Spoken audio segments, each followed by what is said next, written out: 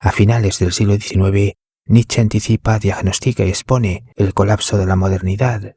Por ello, Nietzsche afirma que la modernidad ha provocado la muerte de Dios, es decir, el colapso de los valores absolutos y universales que daban sentido a la vida.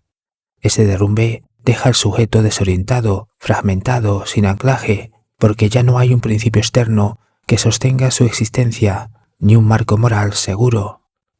En 1889, Nietzsche sufre un colapso mental en Turín, a partir del cual queda incapacitado para escribir. En 1889, la Torre Eiffel se convierte en símbolo de la modernidad técnica. En 1902, Jung está estudiando a Nietzsche. En 1905 y 1908, Chesterton critica la modernidad y la pérdida de raíces culturales en sus libros Herejes y Ortodoxia. En 1912 acontece el hundimiento del Titanic. En 1912, Jung publica Psicología de los complejos, donde introduce la idea de que la modernidad provoca fragmentación psíquica y pérdida de sentido. Entre 1914 y 1918 se produce la Primera Guerra Mundial. Por tanto, el colapso que diagnostican Nietzsche, Jung o Chesterton no es inicialmente económico ni político, sino simbólico, moral y psíquico. La historia solo lo vuelve visible. En consecuencia, en 1918-1921, Oswald Spengler plantea el colapso histórico de la civilización en su libro La decadencia de Occidente. Así pues, cuando Spengler publica su obra, Jung ya está trabajando en la reconstrucción de la psique rota, frente a un mundo exterior que ya no puede sostener sentido. Heidegger profundiza en la pregunta del ser, excavando en la base ontológica de la existencia humana para entender el mundo que colapsa. Jasper está analizando hasta dónde el sujeto puede responder racional y existencialmente a ese colapso histórico y cultural. Hesse busca refugio en la introspección y el viaje interior, huyendo de la desolación exterior. Guénon prepara el terreno para una ruptura con la metafísica clásica y busca, en la tradición, un principio trascendente que sea capaz de sostener el sentido en la modernidad. Ébola todavía se mantiene en un nihilismo estético, explorando el abismo cultural sin proponer una salida. Chesterton, en cambio, encuentra un anclaje simbólico en la fe, la tradición o el mito, como un punto estable en el caos. Mientras tanto, Junger aprende a habitar la intemperie histórica de la modernidad, desarrollando resistencia ante el colapso del mundo conocido. Por tanto, estos pensadores se dividen en dos grupos. Jung y Chesterton pertenecen a la generación de respuesta anticipada, que responde antes de que el colapso sea visible y evidente, mientras que el segundo grupo lo denomino la generación de respuesta inmediata, que responde al colapso civilizatorio de Spengler, cuando el colapso ya es un fenómeno histórico inevitable. En cualquier caso, entre los años 20 y 30, todos estos pensadores escriben sobre el colapso durante la decadencia de Occidente. Hesse en su libro Demian, 1919, Junger en Tempestades de Acero, 1920, Jung en Tipos psicológicos, 1921, Chesterton en El hombre vivo, 1922, Heidegger en Ser y tiempo, 1927, Guénon en La crisis del mundo moderno, 1927, Jaspers en La situación intelectual de nuestra época, 1931, y Ébola en Revuelta contra el mundo moderno, 1934. Sin embargo, de todos estos pensadores, Spengler, Heidegger y Jaspers comparten la misma línea de investigación, porque trabajan sobre un colapso histórico y civilizatorio. El primero, Spengler, establece que el colapso civilizatorio es un proceso histórico y cultural, o sea, objetivo, orgánico y cíclico. El segundo, Heidegger, estudia la condición existencial del ser humano en el contexto histórico, mostrando cómo la modernidad genera alienación y pérdida de sentido, especialmente a través de la técnica y la cultura. El tercero, Jaspers, plantea que la modernidad ha generado un colapso de los valores universales y de sentido que no solo atraviesa la psique individual, sino también la historia. Por tanto, estos intelectuales investigan el colapso como fenómeno histórico y social. Ahora bien, Spengler fallece en 1936, mientras que Jaspers y Heidegger fallecen respectivamente en 1969 y 1976. Es decir, Spengler muere antes de la Segunda Guerra Mundial, así que solo observa la fase inicial de la decadencia de Occidente, pero su diagnóstico permitió que hubiese una conciencia del colapso a partir de 1918. Por eso resulta importante actualizar la tesis de Spengler conforme al colapso histórico y psíquico de la primera mitad del siglo XXI. Precisamente, según Oswald Spengler, toda civilización atraviesa ciclos de nacimiento, expansión y declive, y es en la fase final cuando los símbolos colectivos se desgastan. Spengler observa que cuando la civilización entra en decadencia, los sistemas de sentido pierden fuerza y la psique colectiva se expone al caos interno. Hoy, sin embargo, muchas de estas estructuras ya no existen o han sido debilitadas. ¿Por qué ha ocurrido esto? Porque la fragmentación social, la movilidad extrema y el aislamiento digital han destruido gran parte de la contención comunitaria, porque las narrativas de sentido se han debilitado. Vivimos en un mundo de pluralidad extrema, relativismo y ausencia de ejes simbólicos claros, porque los rituales culturales profundos han sido reemplazados por entretenimiento superficial, rápido y consumible digitalmente, porque la sobreexposición a información global instantánea amplifica la saturación psíquica, generando ansiedad y fragmentación identitaria. En otras palabras, los amortiguadores históricos que protegían la psique frente al caos ya no funcionan. Es decir, la comunidad, los rituales, la narrativa compartida y la temporalidad lenta han sido sustituidos, debilitados o desvirtuados. Esto explica por qué hoy muchas personas sienten desorientación, agotamiento existencial y pérdida de eje simbólico. Además, Spengler señala que en las etapas de decadencia, los individuos ya no encuentran anclajes externos fuertes. La civilización se convierte en una especie de máquina cultural, donde los símbolos existen formalmente, pero carecen de vitalidad. Ahora bien, el colapso histórico y psíquico todavía no es visible, traumático y nombrado en la actualidad. Es decir, aún no existe una conciencia del colapso, como en el periodo 1918-1939. Aún no se ha materializado el colapso como en el periodo 1939-1945, cuando la Segunda Guerra Mundial confirma el diagnóstico de Spengler y se convierte en experiencia total. En consecuencia, la posguerra abre la fase de normalización posterior, es decir, después de 1945 ya no se discute si hubo colapso, sino cómo seguir funcionando después de él. Por tanto, entre 1945 y 1955, el colapso no se resuelve, pero se gestiona. Ya no importa el sentido, sino la funcionalidad, la técnica y lo material. De esta manera se consolida la normalización entre 1955 y 1965, periodo caracterizado por el crecimiento económico, la sociedad de consumo y el estado técnico-administrativo. En este contexto, la crisis existencial ya no es interpretada como crisis, sino como parte de la vida moderna. Además, la técnica, el progreso y el bienestar ocultan la pérdida de sentido. Después de 1960, el colapso ya no se discute como civilizatorio, sino que se fragmenta en problemas técnicos, psicológicos o económicos. De esta manera ya nadie pregunta por el sentido, primero porque desaparece la generación que vivió el colapso como experiencia directa. Con la muerte de Jung, Hesse y otros, se pierde una conciencia formada en la ruptura, no en la gestión de la normalidad. Por tanto, el colapso deja de ser memoria viva y pasa a ser pasado histórico.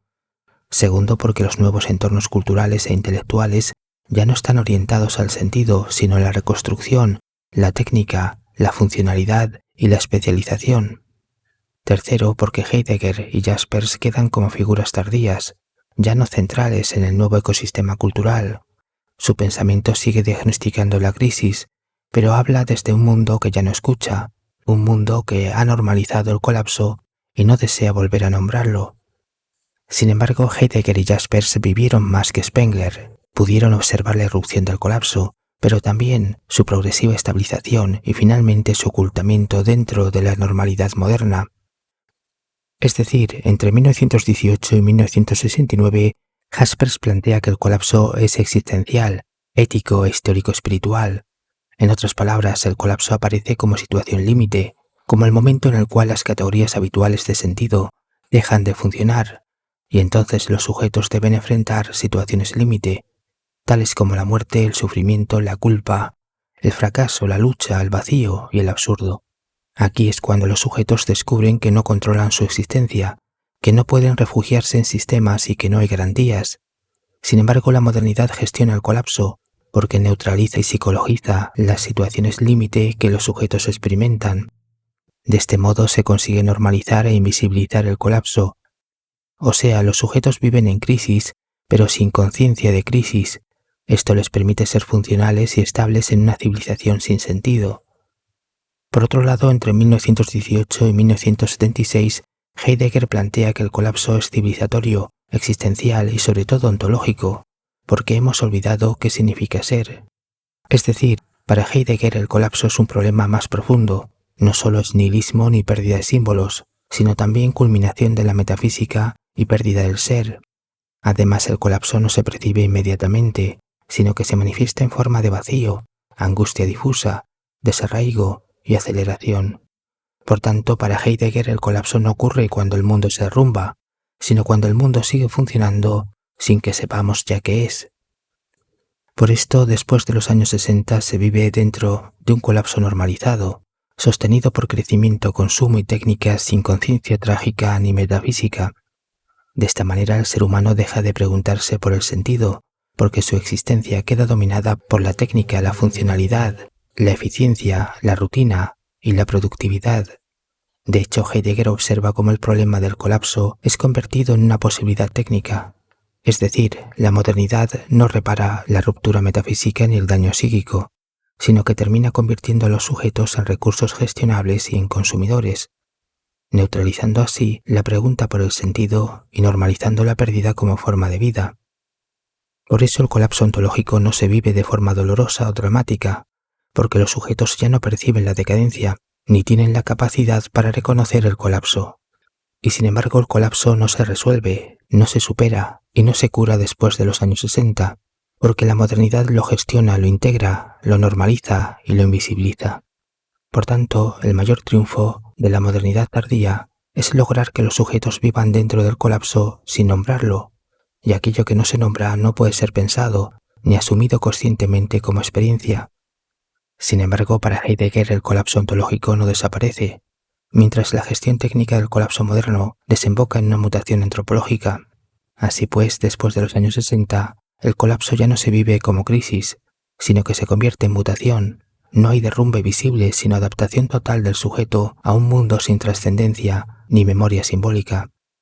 Es aquí donde surge Pasolini, cuando en los años 60 y 70 observa que el sujeto ya no vive el colapso como pérdida, ya no sufre la desaparición de lo sagrado y ya no recuerda un antes. Por ello Pasolini no describe el colapso en sí, sino el resultado de su gestión, esto es, la mutación antropológica, donde los sujetos son transformados como consecuencia del olvido del ser. A diferencia del colapso descrito por Spengler, que se manifestaba como decadencia externa de una civilización, aquí el colapso se ha interiorizado, ha sido normalizado y gestionado, convirtiéndose en mutación del modo de ser humano, donde ya no hay ruptura visible ni salida posible. Sin embargo, Jaspers, Heidegger y Pasolini ensayan distintas vías de salida a través de criterios de orientación pedagógica, filosófica y psicológica. Saben muy bien que no hay método, no hay consuelo, no hay solución, pero Jaspers y Heidegger saben que el colapso puede ser atravesado. Lo saben porque vivieron lo suficiente para presenciar no solo su irrupción, sino también su prolongación y normalización. Precisamente el filósofo y psicólogo Umberto Galimberti analiza a Spengler, Heidegger, Jaspers, Pasolini y Jung en el marco de la decadencia de Occidente. Sin embargo, Galimberti no hace una revisión histórica, sino que actualiza el colapso civilizatorio, ontológico, existencial y psíquico entre 1999 y 2019. Por ello, Galimberti plantea que el colapso actual tiene las siguientes manifestaciones. Primero, la decadencia de Occidente anestesia el espíritu, es decir, el colapso destruye la capacidad de sentir y de pensar en profundidad. Segundo, la sociedad de consumo, la cultura de masas y el ecosistema digital no producen símbolos vivos, sino ruido, velocidad y ansiedad de éxito, síntomas de una psicosis colectiva. Tercero, el sujeto contemporáneo ha sustituido la pregunta por el ser, por la obsesión por el tener. Cuarto, la tragedia no es la muerte de Dios, sino la muerte de la necesidad de Dios. Quinto, el sujeto contemporáneo está atrapado en la falsa trascendencia, la falsa profundidad y en otros simulacros de la modernidad técnica. Sexto, la decadencia de Occidente es también una decadencia del lenguaje. Las palabras que antes evocaban sentido se han vuelto instrumentos publicitarios desprovistos de alma y resonancia. Séptimo, la verdadera crisis de Occidente es psicológica. Hemos perdido la confianza en los arquetipos que sostenían el tejido del sentido. Octavo, Occidente ha reemplazado la sabiduría por información. La mente se llena, pero el corazón se vacía. El saber ya no conduce a la integración, sino a la fragmentación. Esta fragmentación produce sujetos desarraigados. Sin vínculos simbólicos, el sujeto se convierte en consumidor de experiencias, no en buscador de sentido. Noveno, la existencia auténtica solo surge cuando el ser humano se enfrenta a su límite, pero la cultura del bienestar ha anestesiado ese límite con distracciones constantes. El dolor, la muerte y el silencio, maestros antiguos del alma, se consideran fracasos, y así el sujeto moderno pierde la posibilidad de sabiduría que brota del sufrimiento. Décimo, la decadencia de Occidente no es una catástrofe externa, sino una pérdida de centro, una desconexión interior. Hemos olvidado cómo escuchar lo invisible. Por otro lado, apoyándose en Jung, Heidegger y Jaspers, Galimberti plantea criterios de orientación destinados a la reconstrucción de la psique, con el fin de atravesar el colapso actual. La estrategia no es simplemente resistir, es crear nuevos sistemas de contención psíquica, internos y selectivos. En primer lugar, debemos reconstruir el sentido. Esto implica crear narrativas personales y simbólicas que sirvan como eje interno frente al caos externo. Pueden ser valores, ideas o símbolos que nos orienten y nos den coherencia en la experiencia diaria. También podemos recurrir a prácticas simbólicas, escritura, meditación profunda o rituales propios que tengan resonancia personal. El contacto con la naturaleza y la temporalidad ayuda a restablecer ritmos más lentos, conectando con un sentido de continuidad. Por eso, en las épocas de decadencia cultural, quienes logran sostener un eje interno de sentido actúan como guardianes de la vida simbólica, resistiendo la erosión de la civilización. Por otro lado, reconocer que los símbolos externos han perdido fuerza nos obliga a asumir responsabilidad sobre nuestra propia construcción de sentido. Tras la reconstrucción de sentido, el segundo nivel es la contención psíquica. Aquí la clave está en construir redes de confianza, círculos íntimos donde existe la escucha y el acompañamiento real. Debemos priorizar la calidad de las relaciones sobre la cantidad, cultivando vínculos profundos frente a los superficiales. La expresión de emociones y traumas es fundamental. Terapia, escritura, arte o música sirven para integrar la experiencia psíquica. En tercer lugar, la gestión de la información es esencial. Debemos filtrar la saturación mediática y evitar la exposición constante a noticias y redes que amplifiquen ansiedad o desorientación. El consumo consciente de información permite aprender, profundizar y obtener perspectiva, evitando así el impacto emocional innecesario. Cuarto, la estructuración de rutinas genera estabilidad. Horarios regulares, alimentación equilibrada, ejercicio y sueño ayudan a reconstruir un eje interior frente al caos exterior. Los rituales diarios, aunque simples, generan momentos de estabilidad. Un paseo, la lectura profunda, la escritura matutina. Por tanto, la resistencia psíquica activa nos permite exponernos gradualmente a la incertidumbre. La autoobservación nos ayuda a identificar signos de disociación, agotamiento o ansiedad elevada para intervenir a tiempo. Por cierto, el cultivo de la soledad productiva es otro aspecto clave. Aprender a sostener la psique sin depender de la validación externa.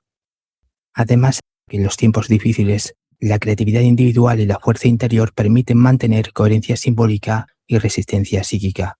En conjunto, estas estrategias permiten crear nuevos amortiguadores psíquicos frente al colapso contemporáneo. No se trata de volver al pasado, sino de adaptarnos conscientemente a la realidad actual. Así podemos reemplazar la resistencia colectiva perdida con resistencia simbólica, estructural e interna. O en otras palabras, la reconstrucción de sentido, contención, rutina y gestión de información se convierte en un acto de defensa psíquica frente a la fragmentación cultural. Justamente los ciclos históricos no se detienen. Por eso la conciencia individual es nuestra herramienta para navegar en la decadencia de manera consciente. Aprender a sostener nuestra psique en este contexto es un acto de autonomía y supervivencia simbólica. Al integrar estos principios, podemos vivir con coherencia y conciencia frente a la sobreexposición contemporánea. Por esto es preciso reconocer que la decadencia cultural no es pesimismo, sino claridad histórica, para orientar nuestras acciones y proteger nuestra psique.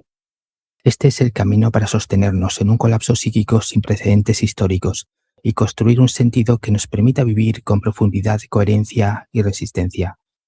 Ahora bien, cabe decir que este colapso psíquico es diferente, complejo y nuevo, porque no se comporta ni impacta como las crisis psíquicas y espirituales de la antigüedad, ni como las crisis psicosociales de los siglos XVII y XVIII, ni tampoco como las crisis psíquicas colectivas del siglo XX.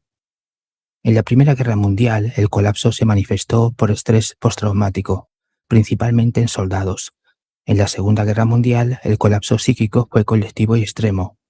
Sin embargo, el colapso psíquico actual se caracteriza por la velocidad y saturación de información, por la desintegración de narrativas de sentido, por la hipermodernidad y fragmentación de la identidad.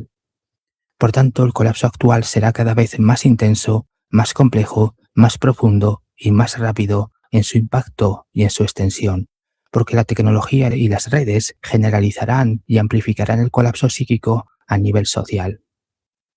Además, todos los amortiguadores históricos han sido debilitados, banalizados, silenciados o reemplazados. Por eso la estrategia no es simplemente resistir, sino resistir desde el fortalecimiento de la conciencia individualizada, creando para ello nuevos sistemas de contención psíquica y de sentido. Esto implica una combinación de trabajo interno, estructuración de rutinas y selección consciente de información y compañía. Por el contrario, la mayoría de la sociedad contemporánea colapsará finalmente, porque queda atrapada en estados de sobrecarga, disociación o gratificación instantánea, lo cual le impide procesar contenido profundo. Es decir, la saturación y la hiperestimulación es tan adictiva que pocas personas logran pausar, reflexionar y absorber contenido profundo. Muchos ya están en estados de disociación psíquica parcial, cansancio, ansiedad, alienación o pérdida de eje simbólico. Esto terminará manifestándose como un tipo de zombificación extrema, porque consumen contenido sin procesarlo, sin integrar nada, y quedan atrapados en ciclos compulsivos. No podrán salir de ese círculo vicioso porque se habituaron a la gratificación inmediata, porque rechazaron o porque rechazarán todo aquello que no genere dopamina, porque ya carecen de la voluntad, la atención y la confrontación para los contenidos profundos, incómodos y disruptivos. Además, las estructuras tradicionales de contención han sido debilitadas, dejando a muchos sin consuelo, sentido ni profundidad. Frente a este vacío, una gran parte de las personas se siente desorientada y fragmentada, atrapada en la dopamina digital. Sin embargo, quienes logran crear sus propios amortiguadores internos pueden atravesar este caos sin perderse completamente. Por eso, solo quienes tienen cierta madurez psíquica, sensibilidad y búsqueda de sentido logran conectar con la interioridad y la profundidad. El problema es que el colapso psíquico será un antes y un después. No es cuestión de si tienes interés, inteligencia o dinero. Es una cuestión de estructura psíquica interna y de capacidad para sostener la profundidad. Por tanto, para muchos ya es demasiado tarde. No tienen los cimientos internos necesarios para procesar ideas complejas, profundas e incómodas. Para ellos es demasiado, porque su psique ya está saturada y fragmentada, porque el intento de buscar sentido y profundidad puede ser doloroso y paralizante. Es decir, para muchas personas es más fácil permanecer en un estado de consumo superficial o disociado. La mayoría de personas están sufriendo un fuerte empobrecimiento simbólico y psicoespiritual, lo cual los hace incapaces para comprender información compleja o ideas transformadoras. Y más allá de los trastornos psicológicos, esto evidencia una sociedad en constante regresión psíquica y cultural. El colapso colectivo se perfila como una involución sin precedentes. Para unos pocos el trabajo individual será vital, primero para sostener su propia supervivencia psíquica y segundo para mantener viva la conciencia humana en medio del caos. Buenos días, buenas tardes y buenas noches.